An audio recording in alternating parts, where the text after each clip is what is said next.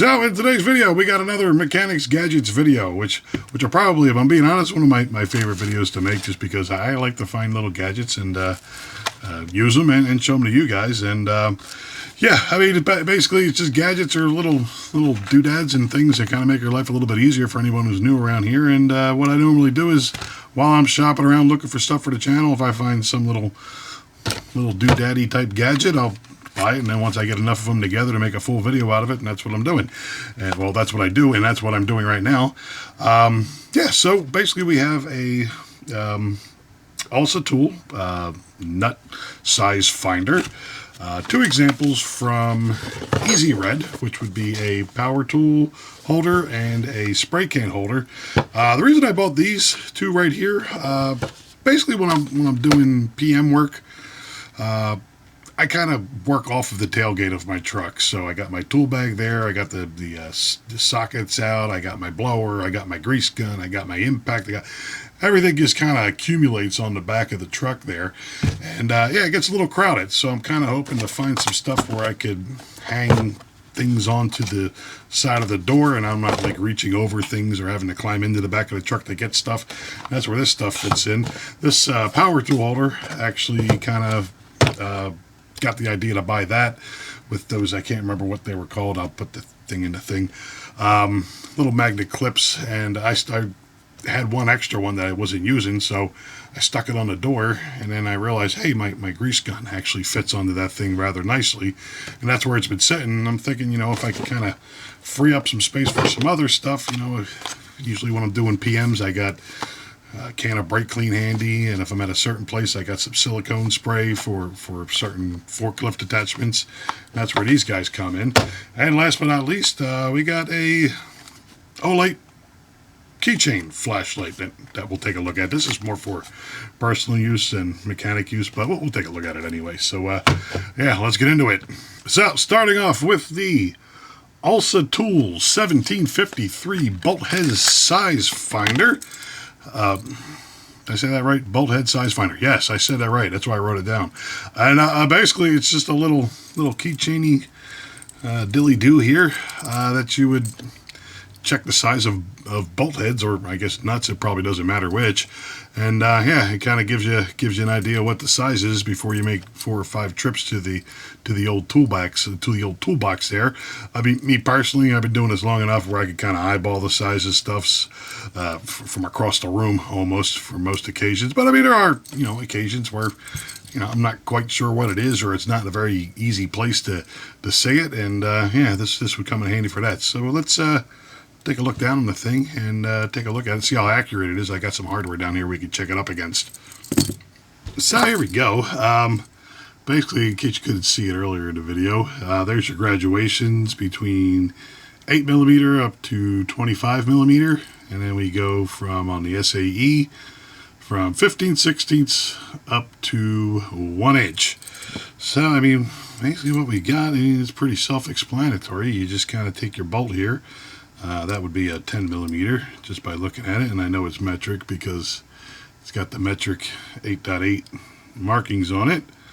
Come over here, grab the side ahead of it, and yeah, that's all at 10mm. We got on this one again, metric 17mm. That's SAE. Got a 1/2 inch. Another SAE. 3/4 inch. So I mean, it's not 100% accurate, but I mean, it's going to ballpark you enough to know which wrench to grab, as far as I can see. It's kind of got a little bit of backlash in it, so you kind of need to push it forward from as far as I can see. But yeah, that's a 19mm. And what is this? 7/16. Yep, 7/16. Very handy. I like it. Now, moving on to the EZRED stuff. We'll start off with the power tool holder, which is here inside the box. This is model number EZPRTH. which when I wrote that down, I thought that was a ridiculously overly complicated model number, but now I'm reading it on paper. It's basically says power tool holder. Sorry, but yeah. So this particular one, like I said, you just kind of slap that to a piece of metal, and then you hang your tools on it. And yeah, like I said earlier, it's just something to kind of make up some space on the back of the tailgate for when I'm doing PM work. You're looking at the width as far as these opening, 1.5 inches all the way up. I think it's a push and a slide all the way up to 4.5 inches, completely spread eagle. And they're saying that it will hold 10 pounds, which is pretty decent. It also has on the back here, you can see these little rubber footies here, which kind of resist it sliding down. And yeah, that's about it. So let's grab I don't know, the extremes as far as examples go. Something big and something small, and see what will hold on to this thing.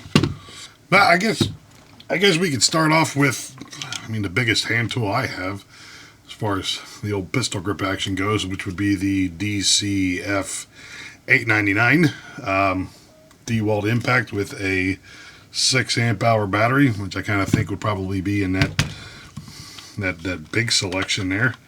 We'll kind of spread her legs out a little bit. It seems like that'll fit out right. We got a piece of plate steel to slap it on. There we go.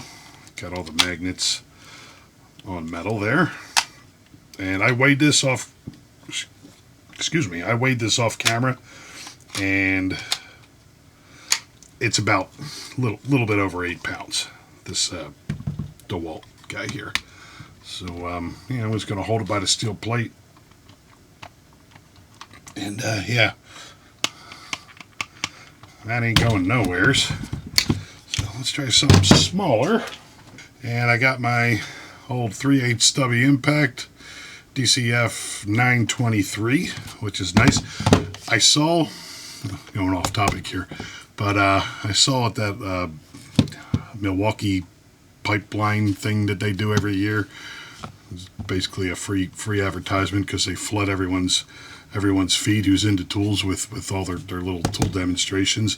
And apparently Milwaukee has a 3/8 M12 stubby coming out that supposedly does 550 foot-pounds braking force.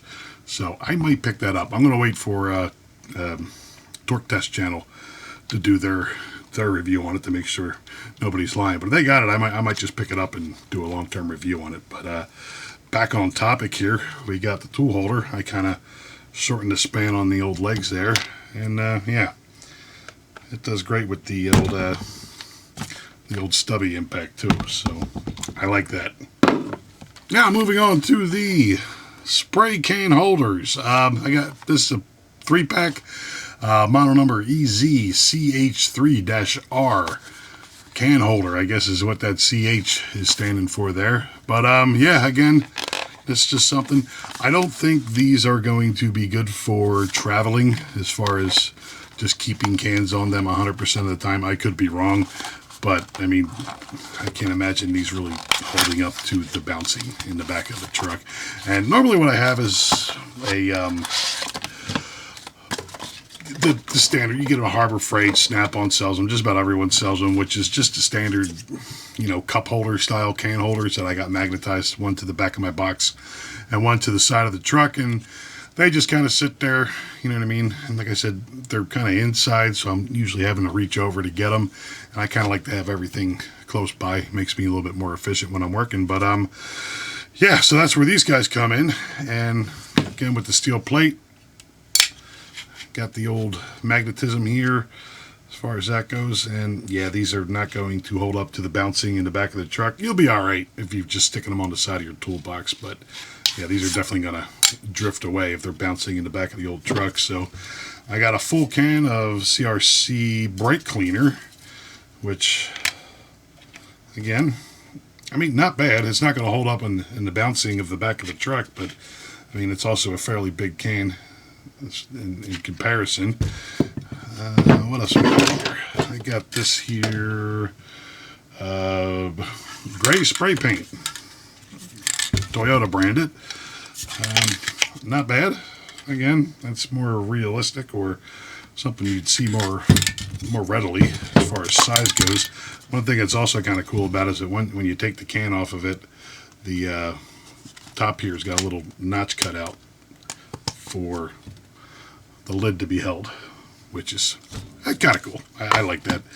Add a little extra something to it. And then I got my silicone lubricant. Use this all the time when I'm doing electric forklifts at a specific customer. And again, yeah, works out pretty good. Like I said, for me, these aren't going to stay like this on the back of a door. I know they're not gonna make it with all the bouncing. But when I'm doing PMs, you know, I could just kind of stick them there, line all three of them up on the side of the door, and when I'm setting up for PMs, boom, boom, boom, put my cans up there, and then they're at a hand's reach when I'm ready to use them, and I don't have, you know, 20 things sitting there clogging up the back of my tailgate and my bumper. But yeah, so got the 3-pack of them. Pretty cool. So moving on to the, get my face out of there so it'll actually focus on it. OLight i1R2 Pro, which is an updated version of this. I believe the Pro version of this, it just has a USB-C, a little bit more runtime, and it's a little bit brighter. That's about it for it. This particular light, like I said, it's just going to live on my personal vehicle or my not working keychain, I guess we should say. And yeah, I mean, I just figured it'd be handy to have a flashlight on me all the time without having to use my cell phone light, which usually kind of stinks. But yeah, so like I said, this USB-C, 130 milliamp hour battery, 800 lumens. You're going to get 23 minutes of runtime out of it. Goes as low as 5 lumens, and that's going to give you 12 hours of runtime. And you're looking at about a little over an hour and a half charging time. So yeah, let's take a look down on it. All right, so this is it. Looking down on the thing. I already opened it because I wanted to make sure it was charged up enough to do the video. But I mean, you got your standard OLight packaging here with the pull zip tie thingy on the end there. Kind of comes out. That's all that's in the box. Comes with a USB-C cable, USB-A for charging, and that's all of, what, 8 inches, 6 inches. And the actual light itself. Now, to charge the light, you kind of twist it that way, and that exposes the USB-C.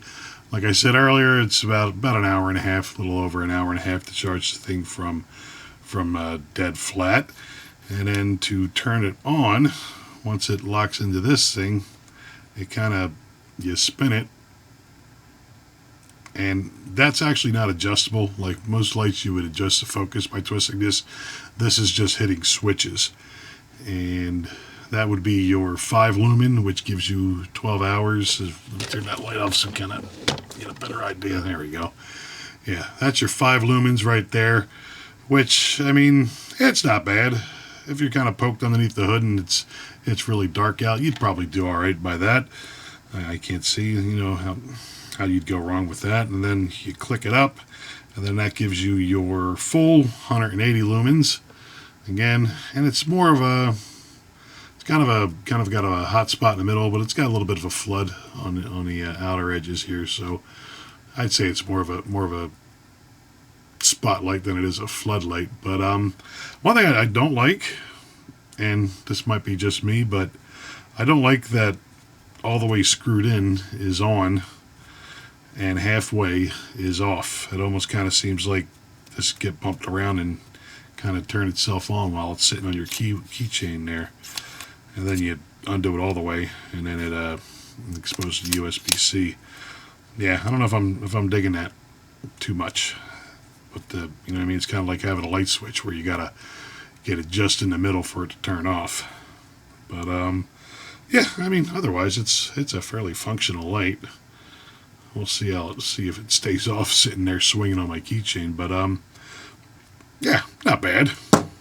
So there we go. That was four new gadgets that we took a look at today. Olsa Tools, 1753 bolt head nut size finder. That's a lot of words. This particular one I couldn't find anywhere aside from Olsa Tools. Oddly enough, no Amazon or anything for that. So I will just put a description of it down in the old, description of it down in the old description of the video. And yeah, you can just type that into Google, find it on Olsa Tools, or maybe someone else is selling it at that point in time, and yeah, get it from them. I think this was $15-ish, but yeah, so I'm just gonna hang it on the side of the tool bag, the old carabiner, and if I get a nut or a bolt that I can't figure out the size for, just kind of put this guy on it, and maybe it'll save me a half dozen trips to and from the old toolbox. And moving on to the EZRED power tool holder and aerosol can holder. These particular ones, I bought these off of Nick from Jersey Discount Tools. I'll link his channel down there if you want to check him out. I'll also put an Amazon link on there if you want to head over to Amazon and get them from them. From what I see, the price is about the same, and I'm pretty sure he gives you free shipping for these, so do whatever you like. But yeah, these things, again, just kind of freeing up some space on the back of the truck when I'm doing PMs. I will kind of do a mock setup of how I plan on using these when I'm working out in the field, and take a picture of it and drop it in probably right around this point in time, so you kind of get a good look at it. But yeah, like I said, just kind of getting things out of the way when I'm doing PM, so I'm not reaching over stuff and knocking stuff over. And yeah, I'm sure they're going to come in handy for that. And last but not least, actually probably least, the OLight i1R2 Pro Keychain flashlight. This thing is, I mean, it's all right. It's a flashlight. It does its thing. It kind of bugs me that I have to screw it all the way in until it stops to get it to turn on, instead of it screwing all the way into the stop to turn it off. It just doesn't seem right to me. And then you screw it a little bit further, and then it flops open, and then it's no longer waterproof. I don't know. Like I said, I'm sure it'll be fine. I'll go to put it on my keychain. But yeah, it just kind of bugs me. I don't know. But yeah, so again, this, put a link down in the description if you're interested in it. I think that's about it. Questions, comments, concerns, leave them down in the old comments section. I'll do my best to get back to you, and I'd like to thank you for watching. There you go.